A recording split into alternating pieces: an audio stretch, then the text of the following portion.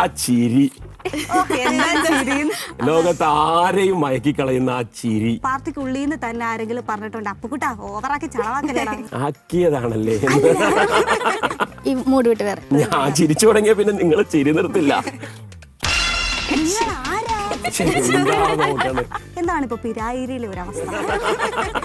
പല സന്ദീപ് വാര്യരോ കെ മുരളീധരനോ ഒക്കെ വരുവാണെങ്കിൽ വാര്യരെ സീറ്റ് ഉണ്ടാവും എന്ന് പ്രതീക്ഷിക്കുന്നു. ഇനി സീറ്റ് ഇല്ലെങ്കിൽ വാര്യര് ഇവിടെ തന്നെ നിന്നോണം. CPM-ലേക്ക് വന്നപ്പോൾ എന്റെ പാർട്ടി പറയുന്നത് എന്തും ഞാൻ കേൾക്കും. എന്റെ പാർട്ടി പണ്ട് ഞാൻ പറയുന്നതെല്ലാം നിങ്ങളുടെ കുഴപ്പം. എന്തൊരു മഹാനു ഭാവുലു, നിങ്ങൾ ഞാൻ വിചാരിച്ച പോലല്ല. കൊള്ളാം. ഞങ്ങളുടെ പാനൽ മുഴുവൻ ഫാനായിരുന്നു. എനിക്ക് തോന്നുന്നു നിങ്ങൾ അതിന് അത് പക്ഷെ ആരും ഈശ്വര 45 seconds 30 സെക്കൻഡ് മതി. എനിക്കൊരു 30 സെക്കൻഡ് തരൂ. വൈജ്ഞാനിക കേരളത്തിന്റെ സ്ട്രാറ്റജിക് അഡ്വൈസർ വിത്ത് 80,000 രൂപ സാലറി. ശരിക്കും എന്താ പണി അവിടെ? ഞാൻ രാജിവെക്കുമ്പോ എന്റെ ശമ്പളം എത്രയായിരുന്നു അറിയോ മോളെ? ചിലരെ കാണുമ്പോ എന്റെ മുഖം പെട്ടെന്ന് വിടരും.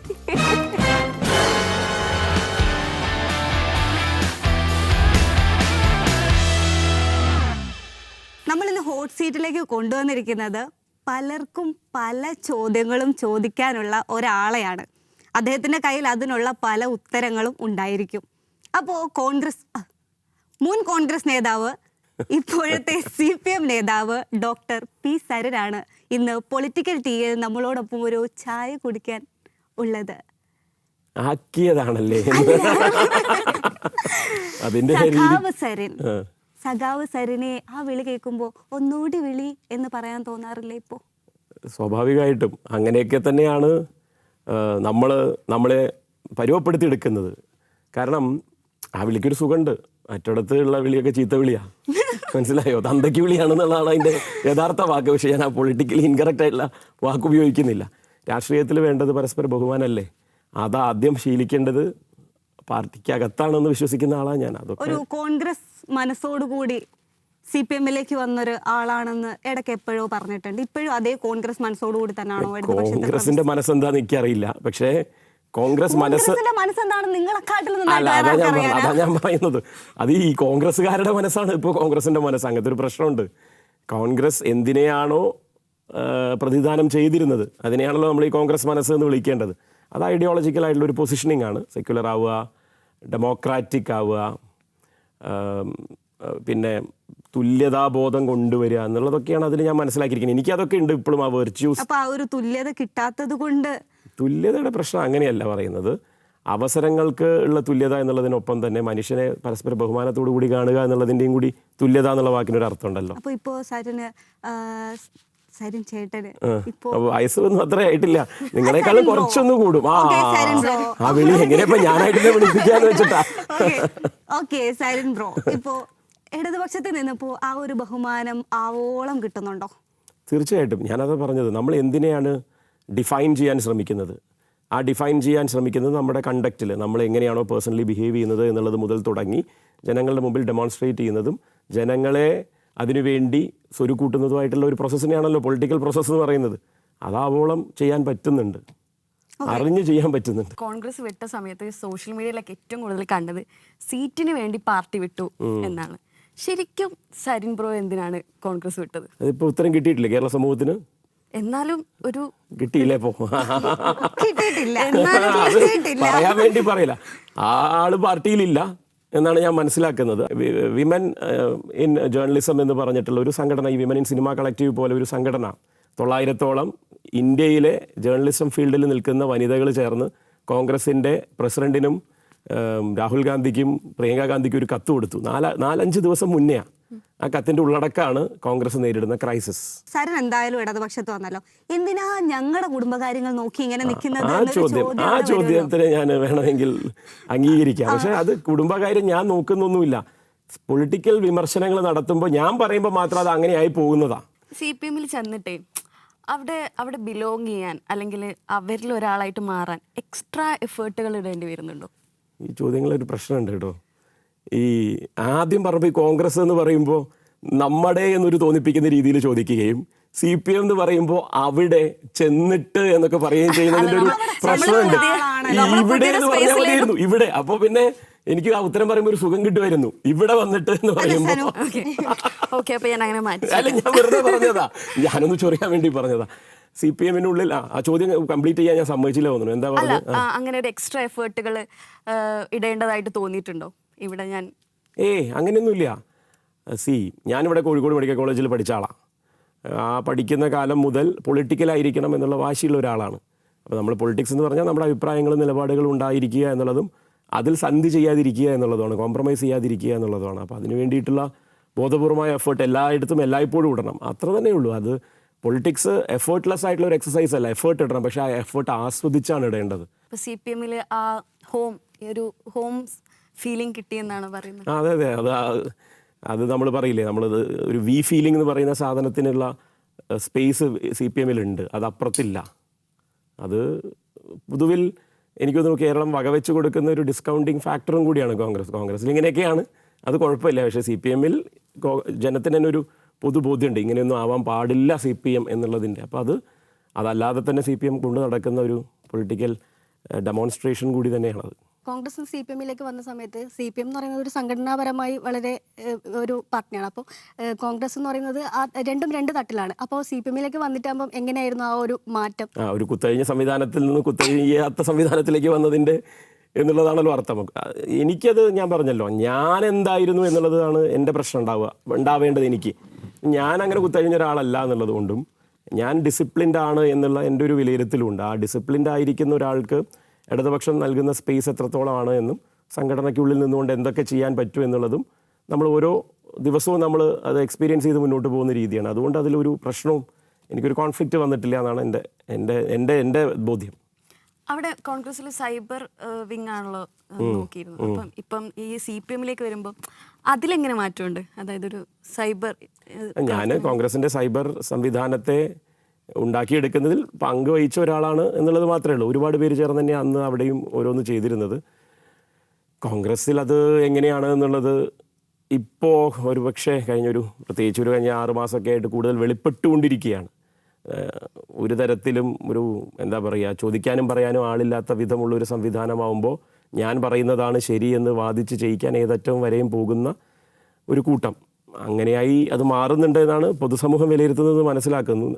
ആ പഴി പക്ഷേ കേൾക്കേണ്ടി വന്നിരുന്നത് ഇടതുപക്ഷമാണ് ഒരുപക്ഷെ ന്യായീകരണങ്ങൾ നിരത്തുന്നവർ, അല്ലെങ്കിൽ എന്ത് പറഞ്ഞും സോഷ്യൽ മീഡിയയിൽ പിടിച്ചു നിൽക്കാൻ ശ്രമിക്കുന്നവർ എന്നുള്ളതൊക്കെ ആയിരുന്നു ഒരു പൊതുബോധം ഉണ്ടായിരുന്നത്. അതെന്തായാലും കോൺഗ്രസ്സുകാരുടെ നല്ല നടപ്പ് കൊണ്ട് മാറിക്കിട്ടിയിട്ടുണ്ട്. ഡിജിറ്റൽ സെല്ലിന്റെ തലവനായിട്ട് ഇരിക്കുമ്പോൾ അന്ന് ചെയ്ത കുറേ ട്രോളുകളും സാധനങ്ങളും ഇപ്പം സ്വന്തം ഐഡിന്ന് തന്നെയാണോ വന്നത്? ഞാനാണല്ലോ അത് ഉണ്ടാക്കിയത്, എന്തുവാ കാണിച്ച്, അങ്ങനെ തോന്നിയിട്ടുണ്ടോ? അങ്ങനെയല്ല, ഞാനത് എൻ്റെ ഉത്തരവാദിത്വത്തിൽപ്പെട്ട് നിർവഹിച്ച എൻ്റെ ഒരു ദൗത്യത്തിൻ്റെ ഭാഗമായിട്ടുള്ള കാര്യങ്ങളാണ്. ആ കൺവിക്ഷൻ അനുസരിച്ച് അത് പറയുക എന്നുള്ളതായിരുന്നു അന്നത്തെ ശരി. അപ്പോൾ അതുകൊണ്ട് ആ പറഞ്ഞത് അന്നത്തെ ശരിയാണ് എന്നുള്ളതാണ് വിലയിരുത്തേണ്ടതുള്ളൂ. അതിനെ ഞാൻ അങ്ങനെ പറഞ്ഞതുകൊണ്ട് ഇവിടെ എങ്ങനെയാണ് എന്നെ കാണുക എന്നുള്ള രീതിയിലുള്ള ചോദ്യങ്ങളും അത് വെച്ച് തന്നെ നമുക്കെതിരെ ക്യാമ്പയിനും ഒക്കെ ഇപ്പോഴും നടക്കുന്നുണ്ട്. അത് നടത്തുന്നവർക്ക് വേറെ ഒന്നും പറയാനില്ലാത്തതുകൊണ്ടാണ് അത് മാത്രം എടുത്ത് അവർ പറയുന്നത് എന്നാണ് എനിക്ക് തോന്നിയിട്ടുള്ളൂ. പക്ഷെ ഇപ്പോഴും സരിനെതിരെ എന്തെങ്കിലും പറയണമെങ്കിൽ ആൾക്കാർക്ക് ഒരു എക്സ്ട്രാ എഫേർട്ട് എടുക്കേണ്ട ആവശ്യമില്ല. പഴയ പോസ്റ്റൊക്കെ കുത്തിപ്പൊക്കാൻ വളരെ എളുപ്പമാണ്. ഡിലീറ്റ് ചെയ്യാതെ അവിടെ തന്നെ കിടപ്പുണ്ട്. ഡിലീറ്റ് ചെയ്യാതെ അവിടെ കിടന്നോട്ടെ. നമ്മുടെ പാസ്റ്റിനെ അങ്ങനെയൊന്നും റേസ് ചെയ്യാൻ പറ്റില്ല എന്ന് എല്ലാവർക്കും ഒരു ഓർമ്മപ്പെടുത്തലാണത്. ഇപ്പൊ പിണറായി അടക്കം ഏകാധിപത്യം എന്നുള്ള രീതിയിലൊരു വീഡിയോ ഒക്കെ ഇറക്കിയിട്ടുണ്ട്. അപ്പൊ അത് ഇനി ഡിലീറ്റ് ചെയ്യാൻ തോന്നുന്നില്ലേ? അതിന്റെ ആവശ്യമില്ല. അതാണ് നിങ്ങൾക്ക് ഈ പാർട്ടിയെ പറ്റിയൊന്നും അറിയില്ല എന്ന് പറയാനുള്ള കാരണം. അപ്പൊ അന്ന് അങ്ങനെയായിരുന്നു പിണറായി, ഇപ്പൊ മാറി എന്നാണോ? അല്ലെങ്കിൽ അല്ല, ഞാനല്ലേ മാറിയത്. അല്ല, അങ്ങനെ അപ്പൊ അത് തോന്നല് മാത്രമായിരുന്നു, അന്ന് സംഭവിച്ചൊരു തെറ്റിദ്ധാരണയാണെന്നാണോ? സ്വാഭാവികമായിട്ട് തെറ്റിദ്ധാരണയല്ല. നമ്മൾ ആരെ കുത്തിയാലാണ് അവിടെ കൊള്ളുക എന്നുള്ളതായിരിക്കുമല്ലോ നമ്മുടെ അന്നത്തെ സ്ട്രാറ്റജി. അങ്ങനെ ഒരു കുത്ത് മുന്നേ കുത്തിയിട്ടുണ്ട് പിണറായി വിജയനെ. ഞാൻ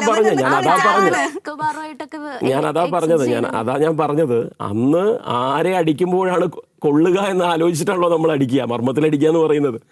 അതിനുള്ള ഒരു എന്താ പറയുക, ടാർഗറ്റ് ആയിരുന്നു CM എന്ന് പറയുന്ന പോസ്റ്റിലിരിക്കുന്ന സഖാവ് പിണറായി വിജയൻ എന്ന് പറയുന്നത്. അത് ആളെ അറിഞ്ഞിട്ട് പറഞ്ഞതല്ല, പറയേണ്ടത് ഇതാണ് എന്നുള്ളത് കൊണ്ട് ആ ആളിൽ അത് ആരോപിച്ച് പറയുകയാണ്. അപ്പൊ അത് ശരിക്കും ഒരു നീതികേടല്ലേ? ഒരു മനുഷ്യന് വെറുതെ പോയിട്ട് ഒരു സെക്സ് റാക്കറ്റുമായിട്ട് ഒരു പാബ്ലോ എസ്കോബാർ ആണെന്നൊക്കെ പറഞ്ഞിട്ട് അങ്ങ് ഉപമിച്ചിട്ട് നമ്മുടെ ഉദ്ദേശം ഇതാണ്, അതുകൊണ്ട് ടാർഗറ്റ് അതാക്കിയതാണെന്ന് പറഞ്ഞാൽ അതൊരു നീതികേടല്ലേ? ഒരു ശരികേടില്ലേ അതിൽ? അല്ല, ഞാൻ ആ ചോദ്യത്തിന് ഞാനതിനെ ന്യായീകരിച്ചൊരു മറുപടി പറയാൻ ആഗ്രഹിക്കുന്നില്ല. ന്യായീകരണം അർഹിക്കാത്ത ഒരു എന്താ പറയുക ഒരു മാനറാണത് എന്ന് വേണമെങ്കിൽ പറയുകയും ചെയ്യാം. നമ്മൾ ഒരു സമീകരണത്തിന് വേണ്ടി പറയുന്നതല്ല, ഇതിൻ്റെ ലാഞ്ചനകൾ ഇവിടെ കാണുന്നുണ്ട് എന്ന് പൊതുബോധത്തിലേക്ക് നമ്മൾ പറഞ്ഞുണ്ടാക്കാൻ ശ്രമിക്കുകയാണ്. നോക്കൂ, ഇത് തന്നെയല്ല അവിടെയും സംഭവിച്ചത്, അതിവിടെയും സംഭവിച്ചുകൊണ്ടിരിക്കുന്നില്ലേ എന്നുള്ള ചോദ്യം അറിയുകയാണ്. ഈ സഖാവ് സരിനിലേക്കുള്ള മാറ്റം, അപ്പൊ സരിൻ ഒരു സഖാവായപ്പോഴത്തേക്ക് നമ്മൾ വിചാരിച്ചായിരുന്നു ഒരു താത്വികമായ അവലോകനം, പ്രതിക്രിയാവാദവും കൊളോണിയലിസവും ഒക്കെ ചേർത്ത ഒരു സാധനമൊക്കെ ഇങ്ങനെ വരുമെന്ന് നോക്കിയിരുന്നപ്പോ സരിന്റെ FB പോസ്റ്റുകൾ നോക്കുമ്പോൾ നമ്മൾ കാണുന്ന അതല്ല. സരിൻ ഇങ്ങനെ FB പോസ്റ്റുകൾ ഇങ്ങനെ സരിൻ ബ്രോ ഇങ്ങനെ FB പോസ്റ്റുകൾ ഇങ്ങനെ ഇട്ടുകൊണ്ടേ ഇരിക്കുകയാണ്. അപ്പൊ ആരെങ്കിലും പാർട്ടിക്കുള്ളിൽ നിന്ന് തന്നെ ആരെങ്കിലും പറഞ്ഞിട്ടുണ്ട് അപ്പുകുട്ടാ ഓവറാക്കി ചളവാക്കലാണ്? ഇല്ല, ഞാൻ CPM ഇങ്ങനെയൊക്കെയാണ് പെരുമാറേണ്ടത് എന്നുള്ള ഒരു പൊതു ചട്ടക്കൂടിൽ CPMലെ ചെറുപ്പക്കാരായിട്ടുള്ള ആളുകളെയും SFI ആവട്ടെ DYFI ആവട്ടെ അല്ലെങ്കിൽ യുവജന നേതാക്കളാവട്ടെ അവരെയൊക്കെ ടൈപ്പ് കാസ്റ്റ് ചെയ്യുക എന്നുള്ളതിൻ്റെ ഒരു രീതിയുണ്ട് കേരള സമൂഹത്തിന്. അപ്പോൾ സൊഹറാൻ മന്ദാനിനെ സെലിബ്രേറ്റ് ചെയ്യാൻ നിങ്ങൾക്ക് ഓരോരുത്തർക്കും ഒരു മടിയില്ല. പക്ഷേ അതേ പ്രായത്തിൽ അതേ വൈബിൽ കമ്മ്യൂണിക്കേറ്റ് ചെയ്യാൻ ശ്രമിക്കുന്ന കേരളത്തിലെ ഇടതുപക്ഷക്കാരെ വേറെ തരത്തിൽ കാണിക്കുകയും വേണം. അപ്പോൾ അതുകൊണ്ടാണ് ഈ പറയുന്ന പോലെ ഈ കടിച്ചാ പൊട്ടാത്ത വാക്ക് പറയുന്നവർ അല്ലെങ്കിൽ വടിവൊത്ത ഭാഷയിൽ മാത്രം സംസാരിക്കുന്നവർ അങ്ങനെ ആകണം, വിശകലനങ്ങൾ ഒരുപക്ഷെ അങ്ങനത്തെയൊക്കെ രീതിയിൽ ചെയ്യുന്നതിനെയാണ് കമ്മ്യൂണിസം എന്ന് പറഞ്ഞ് സ്ഥാപിക്കേണ്ടെന്ന ആവശ്യം ആർക്കൊക്കെ ഉള്ള പോലെയാണ്. അപ്പോൾ അതിൽ നിന്ന് മാറി നിൽക്കുക എന്നുള്ളതാണ് ബോധപൂർവ്വം നമ്മൾ എടുക്കേണ്ടുന്ന ഒരു തീരുമാനമെന്നാണ് എനിക്ക് തോന്നിയത്. നമ്മൾ കഴിഞ്ഞ പ്രചാരണ രംഗത്തൊക്കെ കണ്ടപ്പോൾ സരിൻ ബ്രോ ഭയങ്കര കൂളായിട്ട് ചില്ലായിട്ട് ചിരിച്ച് കളിച്ച് നടന്ന ഒരാളായിരുന്നു. അപ്പൊ ഈ സീറ്റിന്റെ പ്രശ്നമാണ് ഒരു ചിരിക്കാൻ ഒരു മടി പോലെ, ചിരി ഇങ്ങോട്ട് ഞാൻ ചിരിച്ചു തുടങ്ങിയ പിന്നെ നിങ്ങൾ ചിരി നിർത്തില്ല, അത് വെറുതെ വേണ്ട. ഞാനുണ്ടല്ലോ, ഞങ്ങൾക്ക് അതാണ് വേണ്ടത്. ഒരു ബലം അപ്പൊ സരിൻ ബ്രോനെ ഒന്ന് കൂളാക്കാൻ വേണ്ടിയിട്ട് ഞങ്ങൾ ഒരു ഗെയിം തരട്ടെ. ഓ, നിങ്ങൾ പറയുന്നത് ചെയ്യാനല്ലേ ഇപ്പോൾ വന്നിരിക്കുന്നത്, ഇനിയിപ്പോ ഇല്ലാതെ പറ്റില്ലല്ലോ, പറയാൻ പറ്റില്ലല്ലോ. അപ്പൊ അരീജന്റെ കയ്യിൽ കുറെ ചിത്രങ്ങളുണ്ട്, അപ്പൊ അതിൽ ഓരോ ചിത്രങ്ങൾ എടുക്കുക, അത് അരീജ തരുന്ന ചിത്രം എടുക്കണല്ലേ, ചൂസ് ചെയ്യാൻ ഓപ്ഷൻ ഇല്ല. അവിടെ നിൽക്കും, അത് തുറക്കുക, നേരെ ക്യാമറയ്ക്ക് നേരെ കാണിക്കുക, നോക്കണ്ട അത് ഞങ്ങൾ നോക്കാം, എന്നിട്ട് ആരാണെന്ന് പറയാം. എനിക്ക് മനസ്സിലായി ആരാണെന്ന്. അത് സ്വന്തം പാർട്ടിക്കാരാണെങ്കിൽ, നിങ്ങളുടെ സ്വന്തം ആൾക്കാരാണെങ്കിൽ അവർക്ക് എന്താണ് മാറ്റങ്ങൾ വരേണ്ടത് ഒരു വിമർശന വിധേയമാക്കാം. എതിരാളിയാണെങ്കിൽ ഒന്ന് പുകഴ്ത്താം. ഫസ്റ്റ് കിട്ടിയത് നല്ല തുടക്കം ഈ ക്യാമറയ്ക്കാണല്ലേ? ഓക്കെ, സ്വാഭാവികമായിട്ട് അത് ആരാണെന്ന് ഇപ്പോഴൊന്നല്ല, അത് കോൺഗ്രസിൽ ഇരിക്കുമ്പോൾ ആ ഒരു ബോധ്യമുള്ളതുകൊണ്ടാണ് നേരത്തെ കുത്തിപ്പൊട്ടിക്കാൻ, ആ ഇമേജിനെ കുത്തിപ്പൊട്ടിക്കാൻ ശ്രമിച്ചതെന്ന് ഞാൻ പറഞ്ഞല്ലോ. സ്വാഭാവികമായിട്ടും ഞാൻ ഇവിടെ വിമർശനാത്മകമായിട്ടാണ് പറയേണ്ടതല്ലേ, പ്രത്യേകിച്ച് മാറാനൊന്നുമില്ല, ഇങ്ങനെയൊക്കെ തന്നെ പോയാൽ മതി എന്നാണ് പറയേണ്ടത്. അങ്ങനെ ജനങ്ങളെ കൊണ്ട് ഇങ്ങനെയൊക്കെ കൂടി പറയിപ്പിക്കുന്ന രീതിയിലാണ് അത് പോകുന്നത് പലപ്പോഴും. അപ്പോൾ ഇതുപോലെയൊക്കെ തന്നെ പോയാൽ മതി എന്നുള്ളതാണ്. 80 വയസ്സിനപ്പുറത്തേക്ക് എത്തിയ ഒരു മനുഷ്യനാണ്, 81 വയസ്സ് എന്നുള്ളതാണ് ഞാൻ മനസ്സിലാക്കുന്നത്. ഒരു 60 വർഷത്തിൻ്റെ 6 പതിറ്റാണ്ടിൻ്റെ പ്രവർത്തനത്തിൽ നിന്നുണ്ടായ ശരീരഭാഷയും അതുപോലെ തന്നെ കാര്യങ്ങൾ നേരിടുന്ന രീതിയും ഒക്കെയാണ് ഉള്ളത്. അപ്പോൾ അത് ഒരു ക്രൈസിസ് മാനേജർ എന്നുള്ളതിൻ്റെ ഒരു അഡ്മിനിസ്ട്രേറ്റീവ് ലെവലിൽ കേരളത്തിന് ഇതിനേക്കാൾ മികച്ചൊരു മുഖ്യമന്ത്രിയെ കിട്ടാനില്ല എന്നുള്ളത് തന്നെയാണ്. പക്ഷേ ഒരു ഇമേജിൻ്റെ തടവറയിലാക്കപ്പെട്ടൊരു മനുഷ്യനാണ് എന്നുള്ളതുകൊണ്ട് ആ ഇമേജ് തടവറയെ പൊളിക്കാൻ കോൺഷ്യസ് ആയിട്ട് സഖാവ് ഇതുവരെ ഒരു എഫേർട്ട് ഇട്ടിട്ടില്ല, ഒരു PR എക്സസൈസ് ചെയ്യാൻ വേണ്ടി ശ്രമിച്ചിട്ടില്ല, അല്ലെങ്കിൽ ചിരിക്കുന്നില്ല എന്നുള്ള പരാതി കുറയ്ക്കാൻ വേണ്ടി ഏതു നേരവും ചിരിച്ചുകൊണ്ടിരുന്നിട്ടില്ല. അപ്പോൾ അതുകൊണ്ട് ആ കോൺഷ്യസ് ആയിട്ടുള്ള എഫേർട്ടും കൂടി ഇട്ട് കഴിഞ്ഞാൽ പിന്നെ പിടിച്ചാൽ കിട്ടില്ല. പിണറായി വിജയന്റെ ബോഡി ലാംഗ്വേജിനെ പറ്റി ഓർമ്മയുണ്ട്, ഞാൻ കണ്ടിരുന്നത്. അത് മാത്രം ആരൊക്കെ അയച്ചു തന്നിട്ടുണ്ടായിരുന്നു. ഓയ്യോ, ഞെട്ടിയതല്ല, ഇത് കേരളം ഞെട്ടിയതാ, ഞാൻ ഞെട്ടിയതല്ല, ഇത് കേരളം ഞെട്ടിയതാണ്. എന്റെ ഞെട്ടലല്ല ഇവിടുത്തെ വിഷയം. ആ ചിരി, ലോകത്ത് ആരെയും മയക്കിക്കളയുന്ന ആ ചിരി, എത്ര പേര് വീണുപോയ ചിരിയാ. ഇത് കൂടുതൽ എന്താ ഞാൻ പറയണ്ടത്? ഇത് കൂടുതൽ പോസിറ്റീവ് ഉണ്ടോ? ഇതിലും കണ്ടില്ലേ, ചിരിച്ചുകൊണ്ട് കഴുത്തിറക്കാന്നൊക്കെ പറയില്ലേ. അപ്പോ രാഹുൽ മാങ്കൂട്ടത്തിന് ആദ്യം എക്സ്പോസ് ചെയ്തത് ഞാനാണ് എന്ന് സരിൻ പറഞ്ഞിട്ടുണ്ടോ? ഞാൻ അന്ന് പറഞ്ഞതാണ്. ഞാനത് പറഞ്ഞുകൊണ്ട് നടക്കുന്നൊന്നുമില്ല. ഞാനിത് പറഞ്ഞത് ഇപ്പൊ കേരളം പൊതുസംഭവം ചർച്ച ചെയ്യുന്ന വിഷയങ്ങൾ മാത്രമായി ഊന്നി നിന്നുള്ള വിമർശനമല്ല. പാർട്ടിയിൽ പൊതുവിൽ സ്വീകരിക്കേണ്ട ചില മാനദണ്ഡങ്ങളുടെ ഭാഗമായിട്ട് ഉണ്ടാകേണ്ട ചില കാര്യങ്ങളുണ്ടല്ലോ, അത് ചിലർക്ക് വേണ്ടി അയവ് വരുത്തുകയും ചിലർക്ക് വേണ്ടി വേറെ തരത്തിൽ വ്യാഖ്യാനിക്കുകയൊക്കെ ചെയ്യുന്നതിനെയും കൂടിയാണ് ഞാൻ എതിർത്തത്. അല്ലാതെ ഈ ഒരു വിഷയത്തെ മുൻനിർത്തിയല്ലായിരുന്നു എൻ്റെ എന്താ പറയുക കലാപം എന്ന് പറയുന്നത്. അപ്പോൾ അതുകൊണ്ട് തന്നെ ഞാൻ പറഞ്ഞു എന്നുള്ളതിൻ്റെ ക്രെഡിറ്റൊന്നും എനിക്ക് വേണ്ട. എന്നെങ്കിലുമൊക്കെ കേരളം മനസ്സിലാക്കി എന്നുള്ളതിൻ്റെ ഒരു സംതൃപ്തി നമുക്കൊക്കെ ഉണ്ട്, അത്രേ ഉള്ളൂ. അപ്പൊ ഇങ്ങനെ ഒരു കാര്യത്തെക്കുറിച്ച് കോൺഗ്രസ് വിടുന്നതിന് മുൻപേ ധാരണ ഉണ്ടായിരുന്നു? അതായത് എവിടെയെങ്കിലും കേട്ടിട്ടുണ്ടോ ഇങ്ങനൊരു ഈ ചോദ്യം എന്നോടല്ല ചോദിക്കേണ്ടത്. ഈ സീറ്റിൽ വന്നിരിക്കുന്ന വേറെയും ചിലപ്പോൾ കോൺഗ്രസ്സുകാരെയൊക്കെ നിങ്ങൾ ഇൻ്റർവ്യൂ ചെയ്യില്ലോ, അവരോട് ചോദിച്ചാൽ അവർ ക്യാമറയുടെ മുമ്പിലുള്ള ഉത്തരത്തിന് വേണ്ടി ഇല്ല എന്നൊക്കെ പറയുമെങ്കിലും അവരുടെയൊക്കെ മനസാക്ഷിക്ക് നിരക്കാത്ത കാര്യങ്ങൾ അവരെല്ലാവരും അന്ന് കോംപ്രമൈസ് ചെയ്തിരുന്നു എന്നുള്ളതാണ് അതിൻ്റെ പ്രശ്നം. ഇപ്പൊ അപ്രതീക്ഷിതമായിട്ട് രാഹുലിനെ കണ്ട എന്താ പറയാനുള്ളത്? അപ്പോൾ അതൊന്നും വിടുന്നില്ല നിങ്ങൾ. ഞാൻ ഇത് കാണിച്ചതൊന്ന് അടുത്തേക്ക് പോകാതെ വിചാരിച്ചായിരുന്നു. അല്ല, അത് ഞാൻ ആക്ച്വലി കാണാൻ ആഗ്രഹിക്കുന്ന ഒരു എൻകൗണ്ടർ. എനിക്ക് അങ്ങനെ 2-3 പേരെ നേരിട്ടൊന്ന് കാണണമെന്നുണ്ട്. പക്ഷെ ഇവര് പിടിതരില്ലെന്നേ. അതൊക്കെ അവിടെ ഇരുന്നോട്ടെ. മതി, ഒരാളെ ഉണ്ടല്ലേ, നിങ്ങൾ ഇതിൽ കൊണ്ട് നിർത്താൻ പോവാൻ പഠിപ്പിച്ചെടുക്കാൻ പോവാ നിങ്ങൾ. ചിലരങ്ങനെയൊക്കെ ഇപ്പൊ ചെയ്യുന്നത്. പെയ്ഡായിട്ട് ചാനലുകൾ ഫ്ലോറുകൾ വരെ വിട്ടുകൊടുക്കുന്ന രീതി ഉണ്ട് എന്നുള്ളതൊക്കെയാണ് നമ്മളെ ഞെട്ടിപ്പിക്കുന്ന വസ്തുത. ഇവിടെ വന്നിരുന്നല്ലോ, നിങ്ങൾ വെളുത്തോ? അല്ല, അങ്ങനെയല്ല ഞാൻ പറഞ്ഞത്. ആരെയാണ് ഇരുത്തേണ്ടത് എന്നുള്ളത് ഒരു മീഡിയ പോളിസിയുടെ ഭാഗമല്ലേ. സരിനെ ഇരുത്താമെന്ന് നിങ്ങൾ തീരുമാനിച്ചതുകൊണ്ടാണല്ലോ ഞാൻ വന്നത്.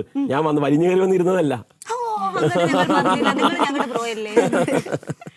നികേഷ് സഖാവ് നിങ്ങളുടെയൊക്കെ ഈ ഫീൽഡിൽ നിന്ന് വന്നിരിക്കുന്ന ഒരു കോംറേഡാണെന്ന് വെച്ച് കഴിഞ്ഞാൽ ജേർണലിസം എന്താണെന്ന് നിങ്ങളുടെ തൊട്ട് മുന്നത്തെ തലമുറയിൽ നിന്ന് ഡിഫൈൻ ചെയ്യാൻ ശ്രമിച്ച് കേരളത്തിൽ അതിൻ്റേതായ ഒരു രീതിക്ക് കാര്യങ്ങളെ കൊണ്ടുപോയൊക്കെ ഒരാളാണ്. അപ്പോൾ അതുകൊണ്ട് തന്നെ അദ്ദേഹം എല്ലാം ഒരു ജേർണലിസ്റ്റിക് വ്യൂ പോയിന്റിലാണ് കാണുന്നതെന്ന് എനിക്ക് പലപ്പോഴും തോന്നിയിട്ടുണ്ട്.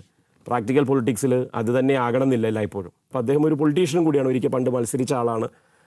ഇപ്പോൾ സജീവമായിട്ട് പാർട്ടിയുടെ ജില്ലാ കമ്മിറ്റിയിലുള്ള ആളാണ്. അപ്പോൾ ആ ഒരു ഭാഷേനെ സ്വന്തം ശരീരത്തിലും സ്വന്തം വർത്തമാനത്തിലും കൊണ്ടുവരുന്ന ഒരു ജേർണലിസത്തിൻ്റെ ബാക്ക്ഗ്രൗണ്ടിനെ മറികടക്കുക എന്നുള്ളതിൻ്റെ ഒരു എക്സ്ട്രാ എഫേർട്ടായിരിക്കാം ഒരുപക്ഷെ നികേഷ് കുമാർ എന്ന് പറയുന്ന കോംറേഡിനെ കൂടുതൽ ആളുകളിലേക്ക് എത്തിക്കുക എന്ന് തോന്നിയിട്ടുണ്ട്. എനിക്ക് പാട്ട് പാടാൻ അറിയില്ല, ഇല്ലെങ്കിൽ ഞാൻ കീർത്തനം ആലപിച്ചേനെ. എന്തൊരു മഹാനു ഭാവുലു. അതെനിക്ക് പാടറിയാത്തതുകൊണ്ടാണ് ഇങ്ങനെ കൊളായത്. അപ്പോൾ ഞാൻ പറയേണ്ടത് നല്ലതല്ലേ, പറഞ്ഞു കഴിഞ്ഞില്ലേ. ഇത്രയും മഹാനുഭാവനായ ഒരാളെ കേരള രാഷ്ട്രീയം കണി കണ്ടിട്ടില്ല. ഇതിൽ കൂടെ എന്താ ഉള്ളത്? നോണ മാത്രം.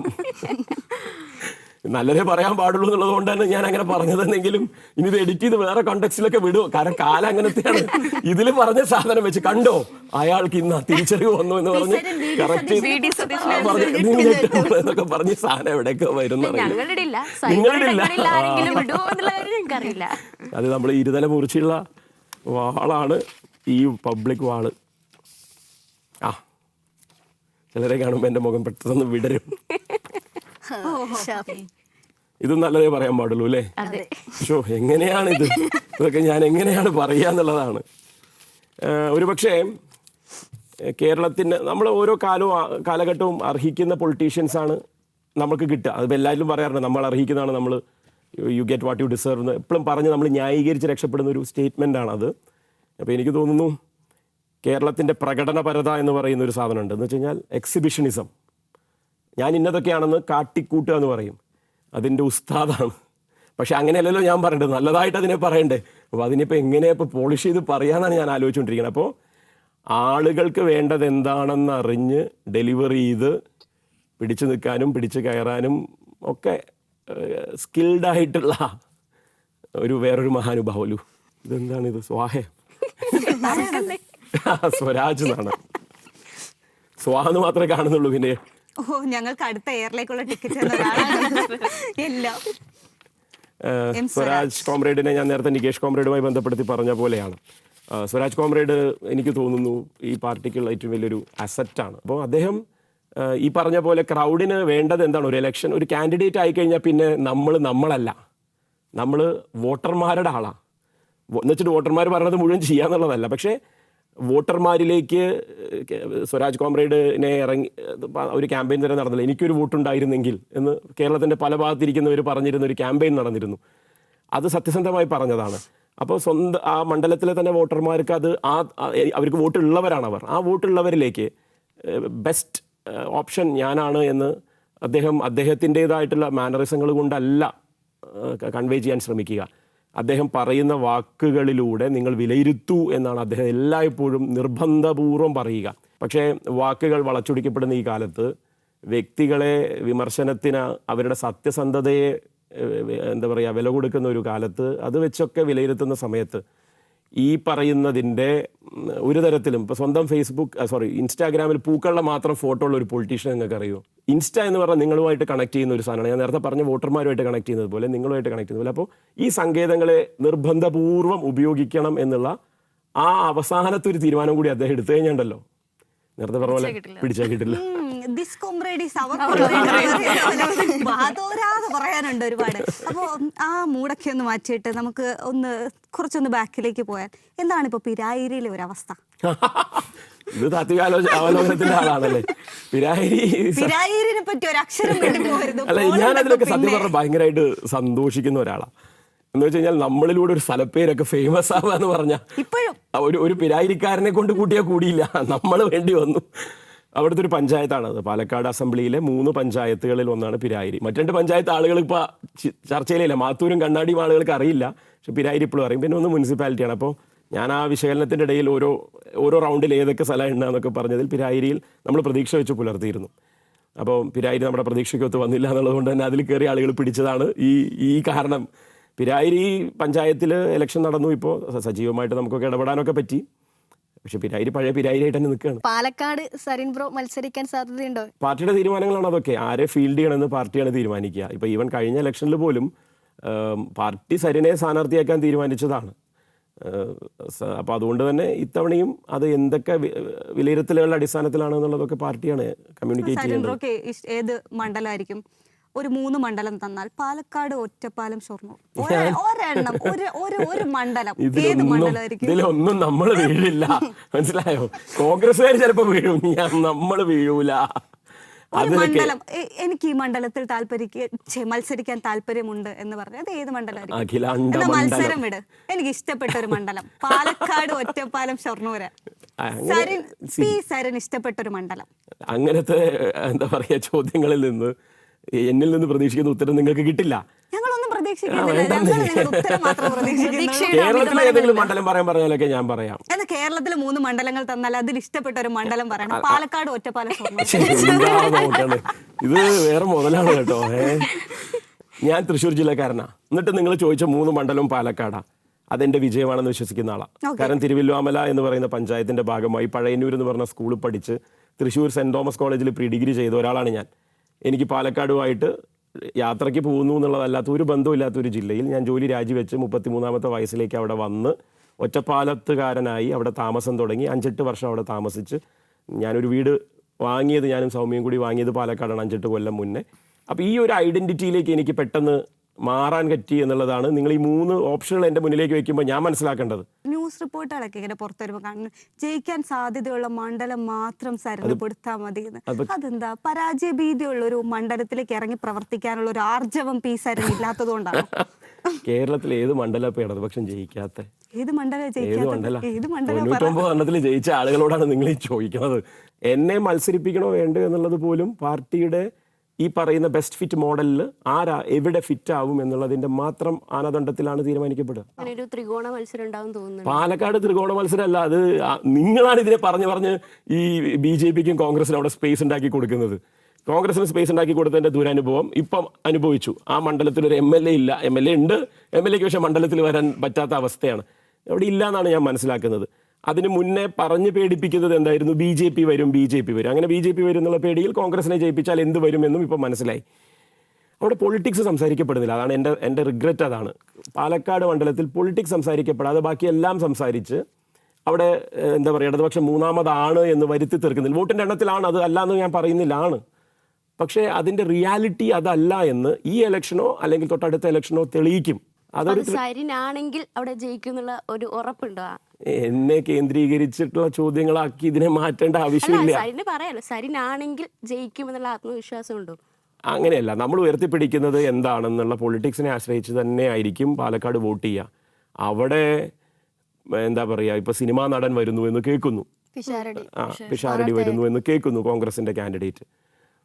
BJPയുടെ കാൻഡിഡേറ്റ് ആരാന്ന് തീരുമാനിക്കപ്പെട്ടില്ല, ആരെങ്കിലും ആവട്ടെ. അപ്പോൾ എന്താ മാനദണ്ഡം ഒരു ലൈം ലൈറ്റിൽ നിൽക്കുന്ന ഒരു ഫിലിം സ്റ്റാറിനെ കൊണ്ടുവരാൻ? എനിക്കറിയുന്നില്ല, എനിക്ക് മനസ്സിലാകുന്നില്ല. അങ്ങനെ നിലനിർത്തേണ്ടുന്ന മണ്ഡലമാണെന്നുള്ളതിൻ്റെ ഡെഫിനിഷൻ എവിടെ നിന്നാണ് ഡിറൈവ് ചെയ്യപ്പെട്ടത്? അപ്പോൾ അത് ആരുടെ താല്പര്യമാണ്, എന്താണ്? ഇതൊക്കെ കോൺഗ്രസ്സുകാർ അത്യധികമായി പരിശോധിക്കണം. പക്ഷേ അതിനുള്ള സമയമില്ലല്ലോ. എലക്ഷൻ എന്ന് പറഞ്ഞു കഴിഞ്ഞാൽ ഡു ഓർ ഡൈ സിറ്റുവേഷനാണ്, ജയിക്കുക എന്നല്ലാത്ത വേറെ ഒന്നിനും സ്കോപ്പില്ല. അപ്പോൾ കിട്ടിയ ആളെ ജയിപ്പിക്കാനാണ് നോക്കുക പലരും. അപ്പോൾ കിട്ടേണ്ട ആളാരാണെന്ന് അവിടെ ചർച്ചയിലേക്ക് വരുന്ന ഒരു വിഷയമില്ല എന്നുള്ളതാണ് അവിടത്തേക്ക് അപകടം. അപ്പോൾ അതുകൊണ്ട് ആര് നിന്നാലും ഇടതുപക്ഷം പറയുന്ന പൊളിറ്റിക്സിന് ഈ ഇലക്ഷനിൽ പാലക്കാട് ഭയങ്കര വലിയ സ്പേസ് ഉണ്ട്. കാരണം നമ്മൾ പറഞ്ഞതാണ് ശരിയെന്ന് തെളിഞ്ഞ ഒരു ഇലക്ഷനാണ്. ഇലക്ഷൻ റിസൾട്ടിന് ശേഷം വന്ന നീക്കങ്ങളിൽ നിന്ന് മനസ്സിലാക്കാൻ ജനത്തിന് പറ്റുന്നതും അതൊക്കെ തന്നെയാണ്. അപ്പോൾ അതുകൊണ്ട് ഇടതുപക്ഷം ഫീൽഡ് ചെയ്യുന്ന സ്ഥാനാർത്ഥി ഒരുപക്ഷെ ഞാൻ കാണിച്ചിരുന്ന ആത്മവിശ്വാസത്തേക്കാൾ ജയിക്കാൻ സാധ്യതയുള്ള ഒരു ഇലക്ഷനാണ് ഈ വരാൻ പോകുന്ന ഇലക്ഷൻ. ഇടത്തേക്ക് വന്നതിന്റെ ഒരു എല്ലാ ലക്ഷണങ്ങളും ഞാൻ പണ്ടും ഇങ്ങനെ, നിങ്ങൾ പണ്ടേ കാണാത്തോണ്ടാ. CPM-ലേക്ക് അല്ലല്ല, അത് നിങ്ങളുടെ തെറ്റിദ്ധാരണ. CPM-ലേക്ക് വന്നപ്പോൾ എന്റെ പാർട്ടി പറയുന്നത് എന്തും ഞാൻ കേൾക്കും, എന്റെ പാർട്ടി അതാണ് പറയുന്നതെല്ലാം നിങ്ങളുടെ കുഴപ്പം. പക്ഷേ കോൺഗ്രസ് ചെന്നപ്പോ എന്തായിരുന്നു ഞാനിതാണ് നിങ്ങളോട് പറയുന്നത്. ഇങ്ങനെ CPM-ൽ നിന്നപ്പോ അച്ചടക്കമുള്ള ഒരു കുട്ടി, കോൺഗ്രസ് നിന്നപ്പോ ഒരു കുരുത്തം കെട്ട കുട്ടി. കുരുത്തക്കേട് കാണിച്ച ആരാധ ഇപ്പൊ കേരളത്തിൽ അറിയാം നന്നായിട്ട്. അല്ല, ചോദ്യം ചെയ്യുന്നത് നമുക്ക് ചോദ്യം ചെയ്യേണ്ട സ്പേസിൽ നമുക്ക് ചോദ്യം ചെയ്യാം. അത് കമ്മ്യൂണിസ്റ്റ് പാർട്ടിയിലും ബ്രാഞ്ച് അംഗത്തിന് ബ്രാഞ്ച് മീറ്റിംഗിൽ ചോദ്യം ചെയ്യാം. ഓരോ ഘടകങ്ങളിൽ ഓരോ തരത്തിൽ അത് സംസാരിക്കാം, വിലയിരുത്തുകയൊക്കെ ചെയ്യാം. ഇത് ഞാൻ അവിടെയും എൻ്റെ വേ ഓഫ് കണ്ടക്ട് ഇതൊക്കെ തന്നെയായിരുന്നു. അത് പറയാനുള്ളത് പറയുക എന്നുള്ളതിൻ്റെ ഉത്തരവാദിത്തം അന്നും ചെയ്തിട്ടുണ്ട്. അന്നും ഇതുപോലെയൊക്കെ തന്നെയായിരുന്നു. നമ്മൾ അവിടെ ഒരു മിസ്ഫിറ്റ് ആയിരുന്നു എന്നുള്ളതാണ് പ്രശ്നം. അബ്സല്യൂട്ട്ലി. ലൈറ്റർ വെയിറ്റിലാണ്, ലൈറ്റർ ടോണിലാണ് താൻ അത് പറഞ്ഞതെങ്കിലും അത് തന്നെയാണ് വിഷയം. അവിടെ പറയാൻ സ്പേസ് ഇല്ല. ആക്ച്വലി പാലക്കാട് ഉപതെരഞ്ഞെടുപ്പ് വന്നപ്പോഴായിരുന്നു ആ ഒരു സ്പേസ് ഇല്ലാതെ പോയത്. ഉപതെരഞ്ഞെടുപ്പ് വന്നില്ലായിരുന്നു എങ്കിൽ ഞാൻ നിങ്ങളോട് ഇപ്പോഴും അതിനെ വിലയിരുത്താൻ പറയുന്നത് അതിന്റെ അനന്തര ഫലങ്ങൾ നിങ്ങളുടെ മുന്നിലുണ്ട്. അത് വെച്ച് പരിശോധിച്ചിട്ട് മതി. അതുക്കും മുന്നേ ആ പാർട്ടിയിലേക്ക്, അതായത് CPM-ലേക്ക് വരായിരുന്നു. അങ്ങനെ അത് ഞാനത് മനസ്സിലായി. ഞാൻ കോൺഗ്രസിൽ പോയി ചേർന്നതാണ്. രാജിവെച്ച സരിൻ, ജോലികളിൽ നിന്ന് രാജിവെച്ച ഒരാൾ പോയിട്ട് കോൺഗ്രസിൽ പോയി ചേർന്നതാണ്. അതിനൊരു ലാർജർ കോസ് ഉണ്ടായിരുന്നു. എന്ന് വെച്ച് കഴിഞ്ഞാൽ ഇന്ത്യയിൽ നടക്കുന്ന സംഭവവികാസങ്ങളെയാണ് നമ്മൾ വിലയിരുത്തുന്നത്. അപ്പോൾ 2014 കയറിയ നരേന്ദ്രമോദി 2016 ആകുമ്പോഴേക്കും തന്നെ അയാൾ എന്തൊക്കെയായിരിക്കും എന്നുള്ളതിൻ്റെ ഒരു ഏകദേശം ഒരു വിശ്വരൂപം കാണിച്ചു തുടങ്ങിയിരുന്നു. അത് മനസ്സിലാക്കാനുള്ള ഒരു ബുദ്ധിയും ബോധമുള്ള ഒരാളെന്നുള്ള രീതിയിൽ അവിടെ തുടരുന്നതിൽ, സർവീസിൽ തുടരുന്നതിൽ നിന്ന് എനിക്ക് ഉണ്ടാക്കാൻ പറ്റുന്ന റെസിസ്റ്റൻസ്, പ്രതിരോധത്തിനേക്കാൾ ജനങ്ങൾക്കിടയിൽ നിന്ന് ആ ഒരു റെസിസ്റ്റൻസിനെ ഹെഡ് ചെയ്യാൻ പറ്റും എന്നുള്ള എൻ്റെ തോന്നലാണ്. അപ്പം ഞാൻ ഇറങ്ങി വന്ന് കോൺഗ്രസിൽ ഞാൻ ചേർന്നത് അതിനുള്ള കാരണം കോൺഗ്രസ് ഓഫർ ചെയ്യുന്ന ഒരു പ്ലാറ്റ്ഫോമിൽ ഉണ്ട് എന്ന് ഞാൻ വിശ്വസിച്ചിരുന്ന കാരണങ്ങളാണ്. ജോലി രാജിവെച്ചെന്ന് പറഞ്ഞാൽ സാറിന് എന്തുകൊണ്ട് കമ്മ്യൂണിസ്റ്റ് ആയില്ല എന്ന് ചോദിച്ചാൽ, ഈ പറയുന്ന ഈ ഒരു തരത്തിൽ ഉണ്ടാക്കിയെടുക്കുന്ന ഒരു പൊതുബോധമുണ്ട് കമ്മ്യൂണിസ്റ്റ് പാർട്ടിയെ പറ്റി. അത് വെച്ചാണ് കേരളത്തിലൊരു 50% ആളുകൾ ആ പാർട്ടിയെ വിലയിരുത്തുന്നത്. അത് മാധ്യമങ്ങൾ സൃഷ്ടിക്കുന്നത് കേട്ടുകേൾവികൾ കൊണ്ടുണ്ടാക്കിയെടുക്കുന്ന ഒരു സാധനമാണ്. അപ്പോൾ അതിൽ ഞാനും വീണുപോയി, ഞാനും അതിൻ്റെ ഒരു ഇരയായിരുന്നു എന്നുള്ള എൻ്റെ ജീവിതം കൊണ്ട് ഞാൻ തിരിച്ചറിഞ്ഞ ഒരു കാര്യം. പാലക്കാട് പ്രചരണത്തിന് ഇറങ്ങുവാണെങ്കിൽ വീണ്ടും ഷാഫി പറമ്പിൽ പോലുള്ള നേതാക്കളെയാണ് കാണേണ്ടി വരിക. പക്ഷെ നമ്മൾ ഉപതെരഞ്ഞെടുപ്പിന്റെ സാഹചര്യം അല്ലല്ലോ ഇപ്പോഴും. അല്ല, ഷാഫി പറമ്പിലിനെ കോഴിക്കോടുകാർക്ക് ഭയങ്കര ഇഷ്ടമായി, ഇവിടുന്ന് വിടൂല, വടകരയുടെ പുയ്യാപ്പിള എന്നൊക്കെയാണല്ലോ പറയണത്. പുയ്യാപ്പിള അങ്ങോട്ട് വരാൻ പോവാ, രണ്ടാം കെട്ട് അങ്ങനെയല്ലേ പറയാൻ, രണ്ടാം കെട്ടുന്നോ മൂന്നാം കെട്ടുന്നോ? പ്രചരണത്തിന് എന്തായാലും പാലക്കാട് എത്തുന്നാണല്ലോ പ്രതീക്ഷ. ഈ സിറ്റുവേഷൻസ് ഒക്കെ മാറി, ഇതൊക്കെയാണ് ഇതിലെ പ്രശ്നം. ഒരാളില്ലെങ്കിൽ ഒരു മണ്ഡലം അങ്ങ് പോവുന്നൊക്കെ ആ ആള് തന്നെ വിചാരിക്കുകയും ആ ആളുടെ ചുറ്റും കൂടുന്നവർ അതിന് കൈയടിക്കുകയും ചെയ്താൽ ആ മണ്ഡലം പോയി തന്നെ ആകണം. അതാണ് ഇത്തവണ ഉണ്ടാവാൻ പോകുന്നത്. ഇപ്പൊ പിഷാരടി ആണെന്ന് പറയപ്പെടുന്നു. അപ്പൊ അല്ല, സന്ദീപ് വാര്യരോ കെ മുരളീധരനോ ഒക്കെ വരുവാണെങ്കിൽ, ആര് വന്നാലും ഇങ്ങേരെ അങ്ങോട്ട് കെട്ടിയെടുക്കാതിരുന്നാൽ തന്നെ ചിലപ്പോൾ കോൺഗ്രസിന് കുറച്ചുകൂടി എന്താ പറയുക, റിലയബിൾ ആയിട്ടുള്ള ആളുകളെ ഉപയോഗപ്പെടുത്തിക്കൊണ്ട് ക്യാമ്പയിനെ മുന്നോട്ട് കൊണ്ടുപോകാം. ഇനിയിപ്പോൾ അവിടെ ആര് മത്സരിച്ചാലും അവർ നേരിടുന്ന പ്രശ്നം ഈ പറഞ്ഞ പോലെയുള്ള ക്രെഡിബിലിറ്റി ക്രൈസിസ് ആണ്. ഇതേ ക്രെഡിബിലിറ്റി ഇഷ്യൂ ഉള്ള ആളുകൾ ഈ പറയുന്ന പാർട്ടിയിലും നിലനിൽക്കുന്നുണ്ട്. ഈ പറഞ്ഞ പോലെ ഒരു ആക്ടറാണ്, വന്നിട്ട് അഭിനയിച്ചു, തിരിച്ചു പോയിട്ടില്ല, ജയിച്ചു, അവിടെ തിരിച്ചു പോയിട്ടില്ല, വീണ്ടും വീണ്ടും മത്സരിക്കുന്നുണ്ട്, ഇനി മത്സരിക്കുമായിരിക്കും. അപ്പൊ ഇതേ ക്രെഡിബിലിറ്റി ഇഷ്യൂ CPM നേരിടുന്നില്ലേ? നമ്മൾ ക്രെഡിബിലിറ്റി ഇതും തീവ്രതയുടെ ഞാൻ ഒരു ചോദ്യത്തിനും ഒരു ന്യായീകരണവും നിരത്താനല്ല വന്നിരിക്കുന്നത്. പെർസെപ്ഷനുകളെ അഡ്രസ്സ് ചെയ്യാനാണ് വന്നിരിക്കുന്നത്. ഇതൊക്കെ ഒരു പെർസെപ്ഷൻ്റെ ഒരു പ്രശ്നമാണെന്ന് ഞാൻ വിശ്വസിക്കുന്നു. അതുകൊണ്ടാണ് ആ പെർസെപ്ഷനെ അഡ്രസ്സ് ചെയ്യാൻ ശ്രമിക്കുന്നത്. ഈ പറയപ്പെടുന്ന 2 വട്ടം തിരഞ്ഞെടുക്കപ്പെട്ട സിനിമയുടെ മേഖലയിൽ നിന്ന് വന്നിരിക്കുന്ന ഒരു MLA കമ്മ്യൂണിസ്റ്റ് പാർട്ടിയിലുണ്ട് എന്നുള്ളത് കൊണ്ട്, സമാനമായ ആരോപണങ്ങൾ നേരിടേണ്ടി വന്ന ഒരാളായതുകൊണ്ട് ആളെ എന്താ ഇപ്പോഴും തുടരാൻ അനുവദിക്കുന്നത് എന്നുള്ള ചോദ്യങ്ങൾ കൊണ്ടൊക്കെ ആയിരുന്നല്ലോ CPM-നെ നേരിട്ടത്. CPM എന്നും ഈ പറയുന്ന ജനകീയ കോടതി എന്ന് പറയുന്നതിൻ്റെ ഒരു വിചാരണയ്ക്ക് നിന്നു കൊടുക്കുന്ന ഒരു പാർട്ടിയാണ്. പാർട്ടിയുടെ അകത്തും വളരെ കൃത്യമായ ഒരു വിഷയത്തെ അഡ്രസ്സ് ചെയ്യുന്ന ഒരു പാർട്ടിയാണ്. നടപടികൾ ഈ പാർട്ടി എടുത്തിടത്തോളം നടപടികൾ ഉൾപാർട്ടി ജനാധിപത്യത്തിൻ്റെ ഭാഗമായി കമ്മ്യൂണിസ്റ്റ് പാർട്ടി കൈക്കൊണ്ട നടപടികളുടെ എണ്ണം എടുക്കുക. നിങ്ങൾ കോൺഗ്രസ് എടുത്ത നടപടികളുടെ എണ്ണം എടുക്കുക. കോൺഗ്രസിന് ആകെ ഒരു നടപടിയുള്ളൂ, എന്താ? പുറത്താക്കുക, തിരിച്ചെടുക്കുക. പുറത്താക്കലിൽ നിൽക്കുന്നില്ല. അവിടെയാണ് നിങ്ങൾ മനസ്സിലാക്കേണ്ടത്. കോൺഗ്രസ് പുറത്താക്കിയ 95% ആളുകളെ, സോക്കോൾഡ് ടോപ്പ് ലീഡേഴ്സിനെ കോൺഗ്രസ് തിരിച്ചെടുത്തിട്ടുണ്ട്. അത് അതിൻ്റെ നോമാണ്. അവിടെ പുറത്ത് പോകുന്നത് തന്നെ തിരിച്ചു വരാൻ പറ്റും എന്നുള്ളത് കൊണ്ടാണ്. മനസ്സിലാവുന്നുണ്ട്. അപ്പോൾ ഈ നടപടി എടുക്കാൻ ഞാൻ വിധേയനാകും എന്നുള്ളത് കൊണ്ട് അതിന് തെറ്റ് ചെയ്യുന്നതിൽ നിന്ന് അറിഞ്ഞുകൊണ്ട് ഈ പാർട്ടിയിലാരും, പാർട്ടി മെമ്പർഷിപ്പുള്ളവർ പ്രത്യേകിച്ചും, അവരുടെ രീതി തന്നെ വേറെ. അത് കമ്മ്യൂണിസ്റ്റുകാരനായി വളരുമ്പോൾ തെറ്റിലേക്കുള്ള പോക്കൊന്നും ഒരു തരത്തിലും വകവെച്ച് കൊടുക്കില്ല. എന്നാലും അബറേഷൻസ് ഉണ്ടാവും. അല്ല, അപ്പൊ ഒരു തിരിച്ചുപോക്കിന്റെ പ്രതീക്ഷ അവിടെ കാണുന്നുണ്ടല്ലോ. ബെസ്റ്റ്. ഇതാണ് രാമായണം മുഴുവൻ കഴിഞ്ഞിട്ട് രാമൻ സീതയുടെ ആരാന്ന് ചോദിച്ച ചോദ്യം ഇവിടെ അപ്ലിക്കബിൾ അല്ല. ഇതിപ്പോ വീണ്ടും അവിടേക്ക് തന്നെയാണോ പോകണമെന്ന് ചോദിച്ചു കഴിഞ്ഞാലേ നിങ്ങൾക്കത് മനസ്സിലാവാത്ത എന്താന്ന് എനിക്ക് മനസ്സിലാവുന്നില്ല. അപ്പൊ ഇനി കോൺഗ്രസിലോട്ടില്ല, വേറെ എങ്ങോട്ടേലും പോകും.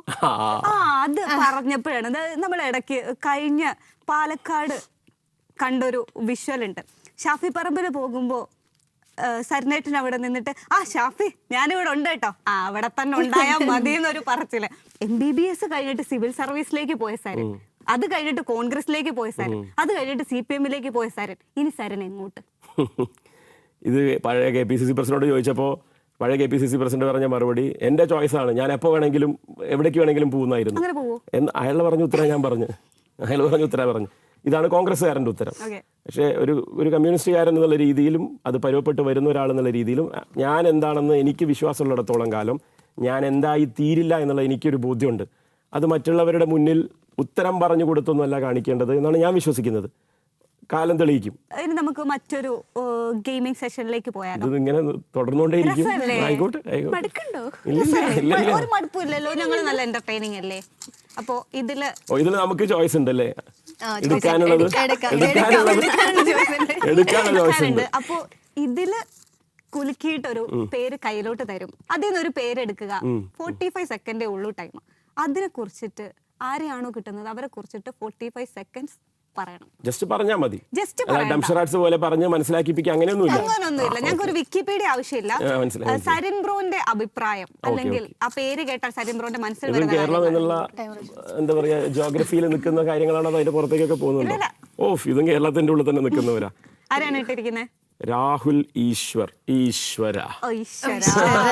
നല്ല തുടക്കം. 45 സെക്കൻഡ്സ്. 30 സെക്കൻഡ് മതി. എനിക്കൊരു 30 സെക്കൻഡ്. ഇത് കൂടുതൽ എന്താ വേണ്ട? 45 സെക്കൻഡ്സ് ഒക്കെ എന്തിനാ ഇതിന്?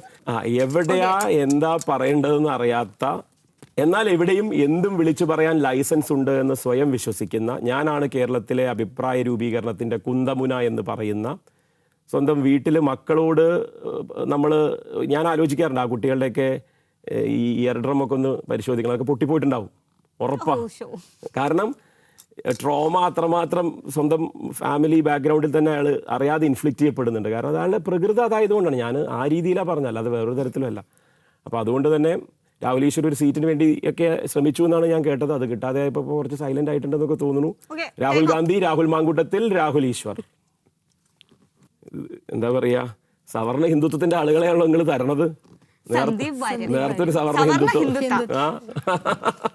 ആളിപ്പോഴും അതാ കോൺഗ്രസ് ആയി എന്നൊക്കെ പറയണേ ഉള്ളൂ. പറഞ്ഞല്ലേ വാര്യരെ സീറ്റ് ഉണ്ടാവും എന്ന് പ്രതീക്ഷിക്കുന്നു. ഇനി സീറ്റ് ഇല്ലെങ്കിൽ വാര്യർ നേരത്തെ ചോദ്യത്തിന്റെ ഭാഗമായി പറഞ്ഞ പോലെ അവിടെ തന്നെ നിന്നോണം.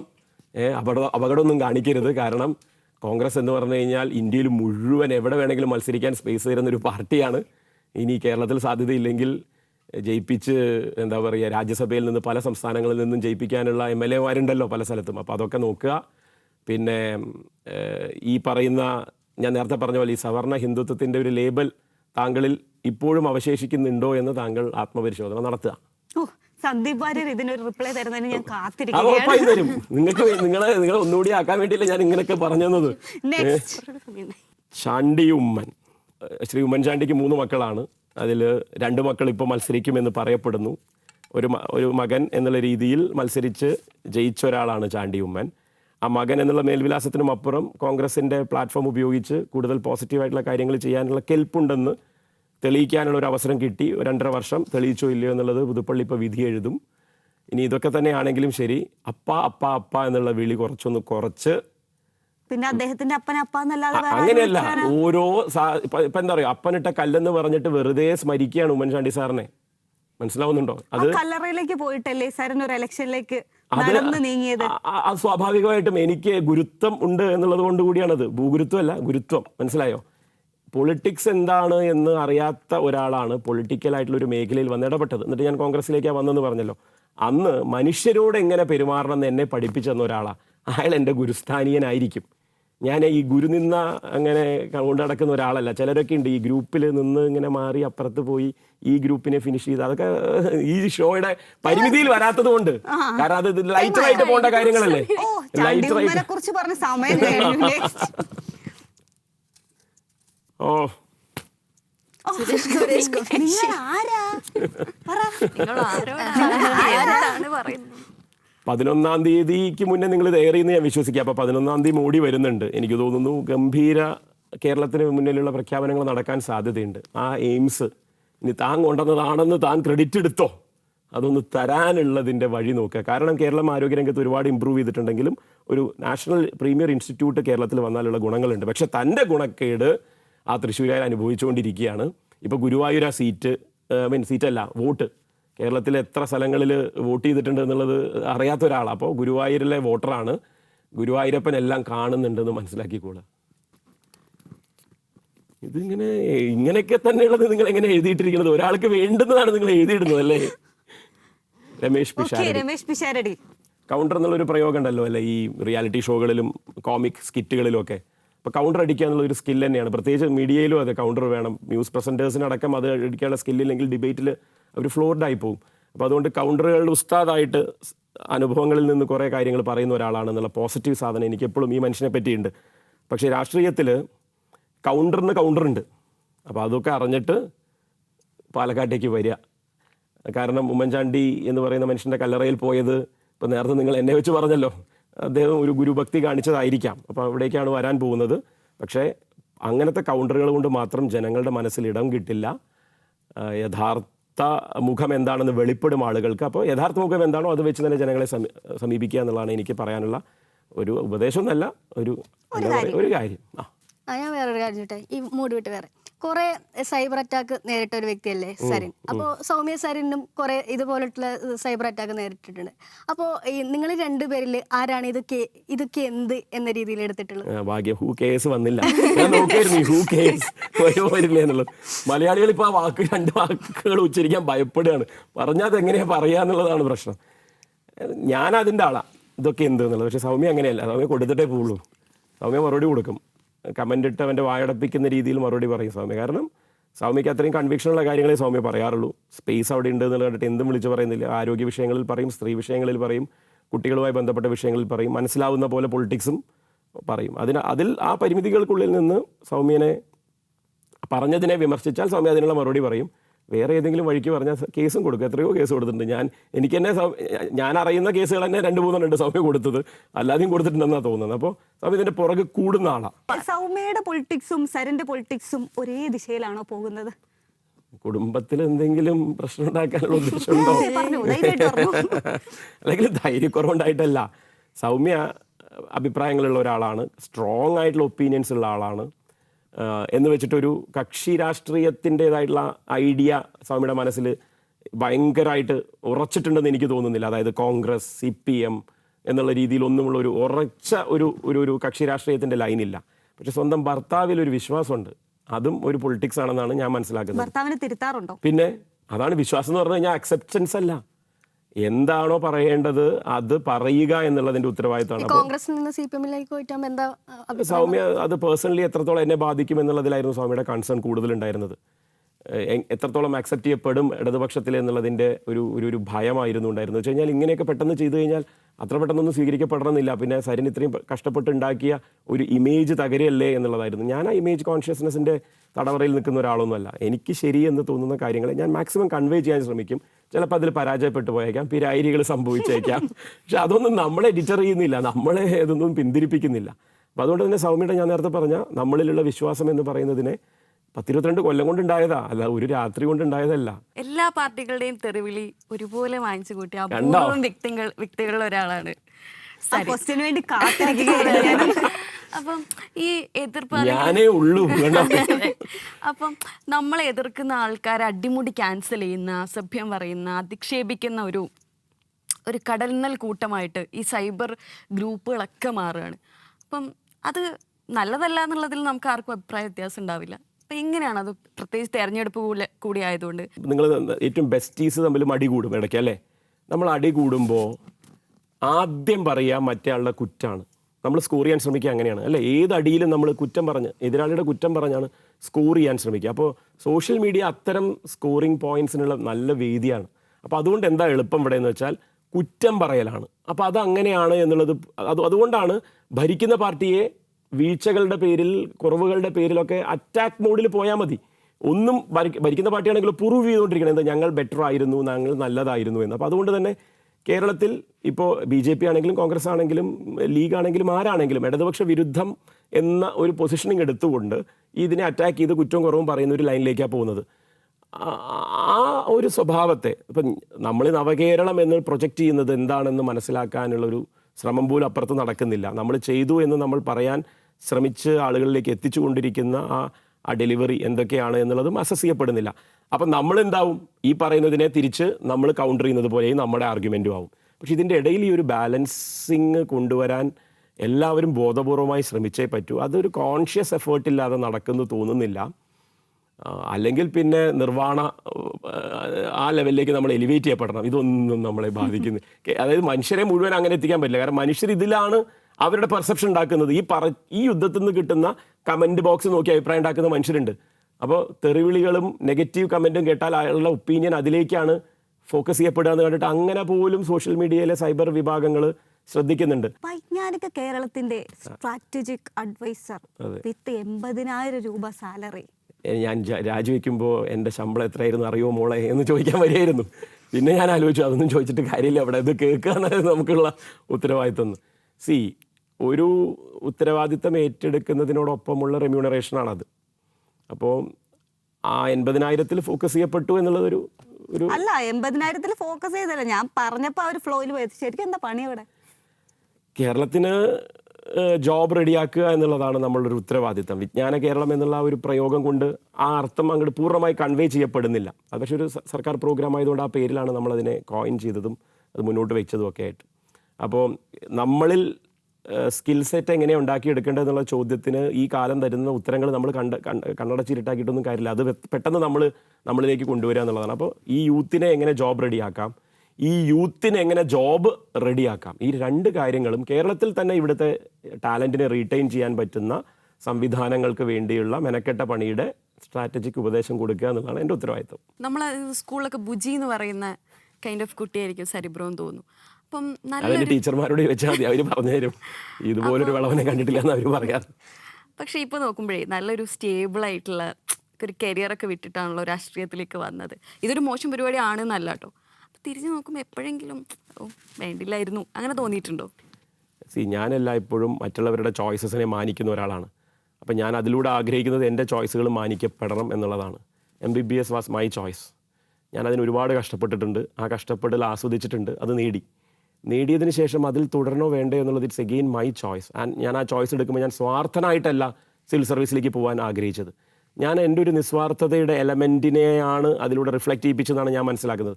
കാരണം എനിക്കും കൂടുതൽ മനസ്സിലാക്കാൻ പറ്റും എന്താണ് ഇന്ത്യൻ ജനാധിപത്യത്തിൽ എക്സിക്യൂട്ടീവിൻ്റെ റോൾ എന്താണെന്നുള്ളത്. അപ്പോൾ ആ ഒരു പദവിയിൽ ഇരുന്നു കൊണ്ട് എന്ത് ചെയ്യാൻ പറ്റും, എന്തൊക്കെ ആകാൻ പറ്റും, എന്തൊക്കെ മനസ്സിലാക്കാൻ പറ്റും, അതിനുവേണ്ടി ഒരു മെനക്കെടൽ നടത്തി ആ മെനക്കെടലിലും നമ്മൾ രക്ഷപ്പെട്ട് ആദ്യത്തെ ശ്രമത്തിൽ കടന്നു കയറിയതുകൊണ്ടാണ് ആ ടാഗ് നമ്മളിലേക്ക് വന്നത്. അതൊരു ചോയ്സിൻ്റെ ഭാഗമായി നമ്മൾക്ക് കിട്ടിയതാണ്.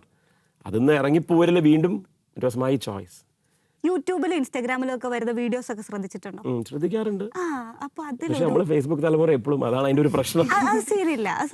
അപ്പൊ അതിൽ നമ്മള് ഔട്ട്ഫിറ്റ് വർത്ത് എന്ന് പറഞ്ഞിട്ടൊരു സെഷൻ ഉണ്ട്, അത് കണ്ടിട്ടുണ്ടോ? ഒരാൾ ഇട്ടിരിക്കുന്ന ഡ്രസ്സിന്റെ വില പറയുക. ഞാൻ ഇത് കണ്ടിട്ടുണ്ട് ശ്രദ്ധിച്ചിട്ടുണ്ട്. എന്നാ നമുക്കതൊന്ന് കളിച്ചാലോ? നമ്മളെ കൂട്ടിയാൽ കൂടൂല. കൂട്ടിയാ കൂടും. നമ്മൾ യൂഷ്വലി കാണുന്ന വേഷമല്ലല്ലോ. തുടങ്ങിക്കോ. ഇവിടെ തുടങ്ങാം. ഈ വാച്ച് കണ്ണടയില് തുടങ്ങാം.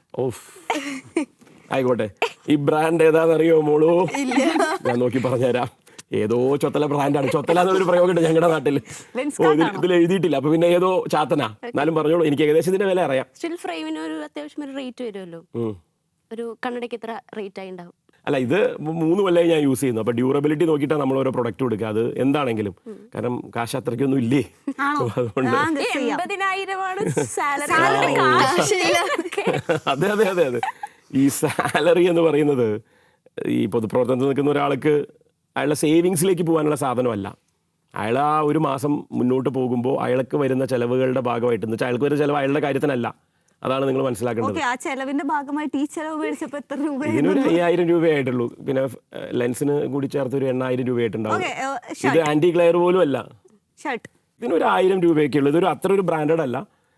നമ്മുടെയൊക്കെ അവിടെ നാട്ടിൽ കിട്ടുന്ന ഒരു സാധനം, ലോക്കൽ സാധനം. ഇത് കുറച്ച് വിലയുള്ള ജീൻസ്. ഇത് ബീയിങ് ഹ്യൂമൺ ആണെന്ന് തോന്നുന്നു. ബീയിങ് ഹ്യൂമൻ സൽമാൻ ഖാന്റെ ആ സാധനമാണ്. അപ്പോൾ സൽമാൻ ഖാൻ ഫാൻ അല്ല, പക്ഷേ അയാൾ ആ ചെയ്യുന്ന കാര്യങ്ങളിലൂടെ അയാൾ ഉണ്ടാക്കിയെടുത്തൊരു ഒരു ഒരു കൾട്ട് ഫോളോവേഴ്സ് ഉണ്ടല്ലോ. വാച്ച് ഫോൺ വാങ്ങിയപ്പോൾ ഫ്രീ കിട്ടിയതാ. സത്യം പറയാലോ, ഹോണറിന്റെ ഒരു ഫോൺ വാങ്ങിയിരുന്നു. ഓണറിന്റെ ഒരു ഫോൺ വാങ്ങിയപ്പോൾ അതിന്റെ കൂടെ കിട്ടിയ ഓണറിന്റെ വാച്ച. ഓണറിന്റെ ഫോണിന് അത്യാവശ്യം ഓണറിന്റെ ഫോണിന് അത്യാവശ്യം വിലയുണ്ടായിരുന്നു. അത് ഞാനിപ്പോൾ അടുത്തൊരു 2-3 വർഷത്തേക്ക് വേണ്ടി വാങ്ങിയൊരു ഫോണാണ്. അപ്പോൾ എനിക്ക് തോന്നുന്നു ഇന്ത്യൻ റുപ്പീസ് ഒരു 90,000 രൂപയായിട്ടുണ്ട് തോന്നുന്നു. അതിന് ഷൂസ് അത്യാവശ്യം വിലയുള്ളതാണെന്ന് തോന്നുന്നു. ഭാര്യ വാങ്ങി തന്നതാ, അതുകൊണ്ടാ. ഇതൊരു 3500 രൂപയുടെ വിലയുള്ള ഒരു വർഷമായിട്ട് ഉപയോഗിക്കുന്ന ഷൂ അല്ല, ഇതൊരു ചെരുപ്പും ഷൂ ഒക്കെ കൂടി ആയിട്ടുള്ള സാധനം. ഓക്കെ, അപ്പോൾ അത് നല്ലൊരു സെഷൻ ആയിരുന്നു. കൊള്ളാം. അപ്പോൾ ഈ സീറ്റിലേക്ക്, നമ്മുടെ ഹോട്ട് സീറ്റിലേക്ക് ഞങ്ങളോട് സംസാരിക്കണമെന്ന് ആഗ്രഹിക്കുന്ന 2 വ്യക്തികളുടെ പേരുകൾ സജസ്റ്റ് ചെയ്യാമോ? വന്നാൽ നല്ലതാവും എന്നുള്ള അർത്ഥത്തിലാണോ വേണ്ടത്, അതോ കോഞ്ഞാട്ടെ ആവട്ടെ ഷോ എന്ന് വെച്ചിട്ടാണോ? എങ്ങനെയാ വേണ്ടത്? 2 തരത്തിൽ എനിക്ക് പറയാമോ. കോഞ്ഞാട്ടയാക്കാൻ വേണ്ടിയാണോ, നല്ല രീതിയിൽ നിങ്ങൾക്ക് കുറച്ച് കാര്യങ്ങൾ ചെയ്യണം എന്നുള്ളതുകൊണ്ടാണോ?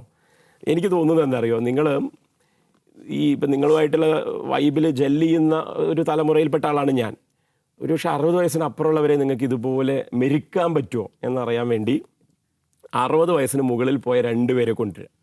ആരൊക്കെയാണ് 2 പേരെ സജസ്റ്റ് ചെയ്യും? ഒരു നിർബന്ധമായിട്ട് ഒരു ലേഡീനെ ഈ സീറ്റിൽ നിങ്ങൾ ഇരുത്തുന്നത് നല്ലതായിരിക്കും. ചോദ്യങ്ങളുടെ ഫ്ലയർ ഇതായിരിക്കണം കേട്ടോ. ഇവിടെ നിങ്ങൾക്ക് എനിക്ക് തോന്നുന്നു കെ ശൈലജ ടീച്ചറെ കൊണ്ടുവന്ന് ഇരുത്താം എന്നുള്ളത് ശ്രമിച്ചു നോക്കുക. ടീച്ചർ വരും, സമയമുണ്ടെങ്കിൽ വരുമായിരിക്കും. ശിവൻകുട്ടി മിനിസ്റ്ററെ കൊണ്ടുവന്ന് ഇരുത്തിയാൽ അത് ഒരുപാട് പേർക്ക് ഇൻസൈറ്റ് ഉണ്ടാക്കുന്ന എനിക്ക് തോന്നുന്നുണ്ട്. ശിവൻകുട്ടി മിനിസ്റ്റർ അരിജൊക്കെ ഫാനാണ്. അതെ, ഞങ്ങളുടെ പാനൽ മുഴുവൻ ഫാനായിരുന്നു. എനിക്ക് തോന്നുന്നു നിങ്ങൾ അതിന് അത് പക്ഷെ ആരും ഇല്ലാത്തൊരു വ്യക്തിയായിരുന്നു. അപ്പൊ കോഞ്ഞാട്ടി ഷോ കോഞ്ഞാട്ടെ ആയി പോയിട്ട് എന്ന് അതൊന്ന് കയറി പിടിച്ചു. അങ്ങനെയാകുമ്പോ ഞാൻ എതിരാളിയെ പറയൂ. എതിരാളിയേ ഉള്ളൂ അങ്ങനെ അത് കോഞ്ഞാട്ടയാക്കാൻ. ഈ ഞാൻ എന്ന് വിശ്വസിക്കുന്ന ആളുകളുണ്ട്. ഞാനില്ലെങ്കിൽ കോൺഗ്രസ് ഇല്ല, ഞാനേ ഉള്ളൂ. നേരത്തെ പറഞ്ഞ പോലെ സാക്ഷാൽ പ്രതിപക്ഷ നേതാവിനോടെ കൊണ്ടുവന്നിരുത്തുക. എന്നിട്ട് നിങ്ങൾ ഒരു കൗണ്ടർ വയ്ക്കുക. എന്താ പറയുക, ഞാൻ എന്നുള്ള വാക്ക് എത്ര തവണ ഉപയോഗിക്കുന്നു എന്നുള്ളത് 1001 തവണയെങ്കിലും ഞാൻ എന്ന് മാത്രം പറഞ്ഞു പോയിട്ടുണ്ടാവും അരമണിക്കൂറിൻ്റെ ഇടയിൽ. അപ്പോൾ കോഞ്ഞാട്ടയാവണമെങ്കിൽ നിങ്ങൾ ഇത് നിർത്തി പോകണമെന്നുണ്ടെങ്കിൽ അങ്ങനെ കൊണ്ടുവന്ന് ഇരുത്താം. അപ്പോൾ സരിൻ ബ്രോ ഈ ഷോ മുന്നേ ഇൻസ്റ്റാഗ്രാമിലും റീൽസ് ആയിട്ടൊക്കെ കണ്ടിട്ടുള്ള ഒരാളാണല്ലോ. ഇപ്പൊ വന്നിരുന്നിട്ട് എങ്ങനെയുണ്ട് ഇവിടെ? നിങ്ങൾ ഞാൻ വിചാരിച്ച പോലല്ലേ, കൊള്ളാം. അപ്പൊ ഒരു നല്ല വിഷ് കൊടുത്തിട്ട് സരിൻ ബ്രോനെ നമുക്ക് യാത്രയാക്കാം. അതെ, ഇടതുപക്ഷം 3ാമതും അധികാരത്തിൽ വരട്ടെ നമുക്ക് എല്ലാവർക്കും വേണ്ടി എന്നുള്ള വിഷ് ഞാൻ തന്നെ പറഞ്ഞിരിക്കുന്നു. മത്സരിക്കുന്നുണ്ടോ? അതൊക്കെ പാർട്ടിയുടെ തീരുമാനങ്ങളാണ്. ഇല്ല, അതൊക്കെ പാർട്ടിയുടെ തീരുമാനങ്ങൾ. പാർട്ടി ബെസ്റ്റ് ഫിറ്റ് ആയിട്ടുള്ള കാൻഡിഡേറ്റിനെ, മുന്നണി ബെസ്റ്റ് ഫിറ്റ് ആയിട്ടുള്ള കാൻഡിഡേറ്റിനെ 140 മണ്ഡലങ്ങളിൽ നിർത്തും. ജയിക്കാൻ വേണ്ടുന്ന ഒരു പോരാട്ടത്തിന് വേണ്ടുന്ന മുഖങ്ങൾ ഉണ്ടാവും അതിൽ, അത്രേ ഉള്ളൂ. അതൊക്കെ അപ്പൊ മോഹങ്ങളൊക്കെ പൂവണിയട്ടെ. എന്റെ മുഖങ്ങൾ എന്നേ പൂവണിഞ്ഞതാ, എന്നേ പൂവണിഞ്ഞതാണെന്ന്. ഇനിയും വലിയ വലിയ ൊന്നും പറഞ്ഞെങ്ങോട്ടും പൊയ്ക്കളയല്ലേ അല്ല, ഞാനൊന്നും ഉദ്ദേശിച്ചിട്ടില്ല. അല്ല, നിക്കട്ടെ, നമുക്ക് പറ്റുന്നതാണെങ്കിൽ നമ്മൾ അക്സെപ്റ്റ് ചെയ്യലുള്ളൂ. അല്ലാത്ത കാര്യങ്ങളൊന്നൊക്കെ നമ്മൾ വിട്ടു നിൽക്കുക എന്നുള്ളത് തന്നെ നമ്മുടെ പോളിസി. അപ്പൊ താങ്ക് യു. Thank you.